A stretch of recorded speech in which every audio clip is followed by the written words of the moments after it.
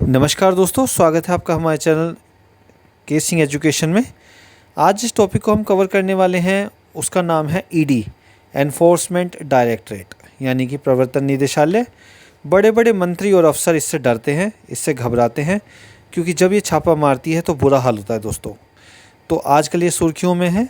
क्यों सुर्खियों में है? क्योंकि इसके जो प्रमुख हैं उनका कार्यकाल बढ़ाया गया था, जिस पर सुप्रीम कोर्ट ने काफ़ी सारे क्वेश्चंस भी किए जो सरकार है उससे, कि इतनी जल्दीबाजी में क्यों कार्यकाल बढ़ाना पड़ा। इस वजह से ये काफ़ी सुर्खियों में रहा दोस्तों। इसमें से क्वेश्चन बन सकता है अगर आप यूपीएससी की तैयारी कर रहे हैं या किसी स्टेट पीसीएस की तैयारी कर रहे हैं या किसी भी कम्पिटिटिव एग्ज़ाम की तैयारी कर रहे हैं, तो इसमें से क्वेश्चन बन सकता है। इसलिए इसके बारे में पढ़ना जानना आपके लिए इम्पोर्टेंट हो जाता है। और यूँ भी ईडी हम लोग सुनते रहते हैं, न्यूज़ में काफ़ी छाया रहता है, तो हमें पता होना चाहिए कि ईडी असल में है क्या। तो आइए शुरू करते हैं। तो ईडी क्या है? इसका पूरा नाम प्रवर्तन निदेशालय, अगर हम इंग्लिश की बात करें तो इसको बोलेंगे एनफोर्समेंट डायरेक्टरेट। ये सरकारी एजेंसी है दोस्तों। ये नॉन कॉन्स्टिट्यूशनल बॉडी यानी कि संवैधानिक संस्था नहीं है। ये एक लेजिस्लेटिव बॉडी है, यानी कि एक कानूनी एक तरह संस्था है, एक तरह से कह सकते हैं आप, है ना। यह एक सरकारी एजेंसी है, भारत में आर्थिक अपराधों के खिलाफ कार्रवाई करने और आर्थिक कानूनों को लागू करने का काम करती है। प्रवर्तन निदेशालय यानी ईडी के जो मुख्य बिंदु हैं वो क्या हैं, वो एक बार देख लेते हैं। ईडी का जो हेडक्वार्टर है वो दिल्ली में है और पूरे देश में इसके जो रीजनल ऑफिसेज हैं वो हैं। इसके हेड प्रवर्तन निदेशक होते हैं, जो कि एक आईआरएस ऑफिसर होता है। तो दोस्तों यहीं से आपको मोटिवेशन मिल जाता है कि देखिए, अगर आप यूपीएससी की तैयारी करते हैं, आप आईएएस बनते हैं तो आप कहाँ तक पहुँच सकते हैं, आईपीएस बनते हैं तो आप कहाँ तक पहुँच सकते हैं, और अगर आपको आईआरएस भी मिल जाता है तो भी आप सोचिए कि आप ईडी प्रमुख तक पहुँच सकते हैं। ये पोस्ट भी आपके पहुंच से दूर नहीं होगी दोस्तों। पूरा नाम क्या है? प्रवर्तन निदेशालय यानी कि एनफोर्समेंट डायरेक्टरेट। कब बनाया गया? 1 मई 1956 को। मुख्यालय कहाँ है? दिल्ली में, भारत में। जिम्मेदार मंत्रालय यानी किस मंत्रालय के अंडर में काम करता है? फाइनेंस मिनिस्ट्री के अंडर में काम करता है। इसके जो निदेशक प्रवर्तन कौन होते हैं? एक आईआरएस अधिकारी होते हैं। वर्तमान में कौन है? संजय कुमार मिश्रा। इसकी जो वेबसाइट है वो भी दी हुई है। अच्छा, क्यों बनाई गई ईडी? इसके गठन की कहानी क्या है? क्या ज़रूरत पड़ गई? तो फॉरेन एक्सचेंज रेगुलेशन एक्ट 1947 का एक एक्ट है दोस्तों। इसके तहत एक्सचेंज कंट्रोल लॉ के उल्लंघन से निपटने के लिए ईडी का गठन किया गया था।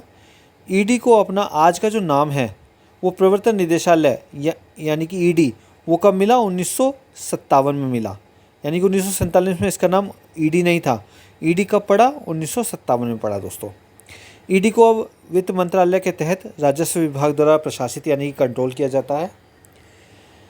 अधिनियम जिसके तहत ईडी काम करता है, कौन कौन से अधिनियम है जिसके तहत ये काम करता है, जिसके तहत ये छापे मारता है?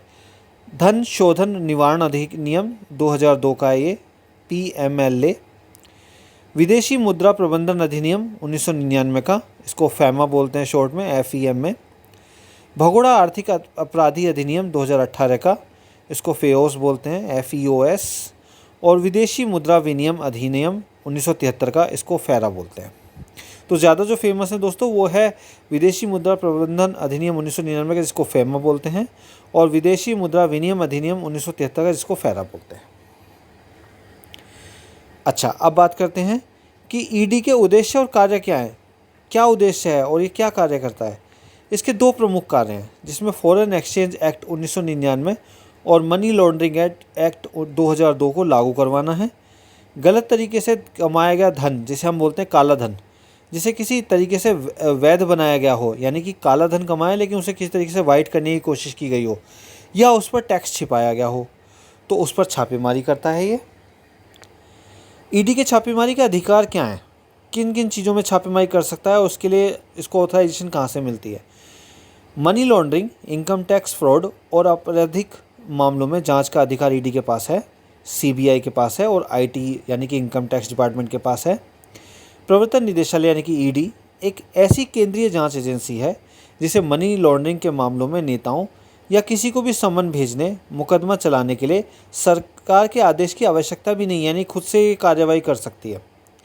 ईडी बिना अनुमति के छापा मार सकती है और संपत्ति जब्त भी कर सकती है दोस्तों। इसी वजह से इससे जो नेता हैं, जो बड़े बड़े ऑफिसर हैं, जो भ्रष्टाचार करते हैं, वो काफ़ी घबराते हैं, क्योंकि आप सोचिए कि इस सरकार के भी कंट्रोल में नहीं है ये। हालांकि अगर कहा जाए तो सरकार के कंट्रोल में सब कुछ है, सरकार ही कंट्रोल करती है, लेकिन इसको सरकार की अनुमति की आवश्यकता नहीं है छापे मारने के लिए। अगर इसको छापा मारना है तो ये छापा मार देगी। तो दोस्तों ये था, मेरे को एक बड़ा ही इम्पोर्टेंट टॉपिक लगा, मुझे लगा कि ये टॉपिक कवर करना चाहिए और आपके लिए भी जानना इम्पोर्टेंट हो जाता है, क्योंकि ये आजकल सुर्खियों में छाया रहता है, न्यूज़ में छाया रहता है और हमें पता ही नहीं कि ईडी है क्या, ये कैसे काम करता है, क्या इसके अधिकार हैं, कब ये बना। तो ये सारी जानकारी मैंने आपके साथ साझा की। उम्मीद है वीडियो आपको पसंद आया होगा। पसंद आया तो वीडियो को लाइक और शेयर करिए, चैनल को सब्सक्राइब कर लीजिए ताकि इस तरह की वीडियो आपको मिलती रहे। इस वीडियो में इतना ही। Thank you so much.